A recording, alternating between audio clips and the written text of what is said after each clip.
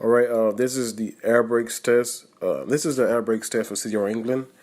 What you want to do is you want to say these words verbatim, and at the same time you want to say the sentence first, and then you want to demonstrate it.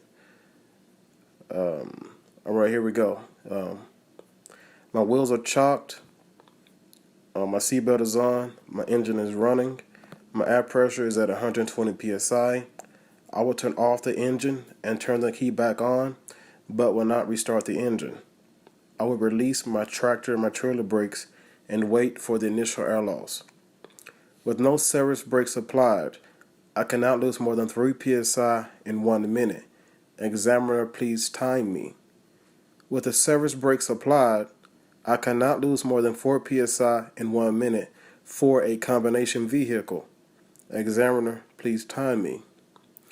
Then I start pumping my service brake down, and at about 60 psi, my low pressure warning should come on. At or about 30 to 40 psi, my trailer valve will pop out. At or about 20 to 30 psi, my tractor valve will pop out. Then I will start my engine and idle at 1500 RPMs. The air pressure should build back up to 120 psi within 90 to 120 seconds. This completes my air brakes test. Alright, so after you say, I will turn off the engine and turn the key back on, but will not restart the engine, that's when you stop and demonstrate that before you go to the next step. So you can turn the engine off, turn the key back to the on position, and then you just wait, and then you go to the next step, which will be releasing your tractor and your trailer brakes and waiting for the initial air loss. Then after you do that, after that happens, then you go to the next step. You wait, and then you say, with no service brakes applied, I cannot lose more than 3 psi in 1 minute. And then you ask the examiner to time you, and then the examiner will tell you when to go to the next step.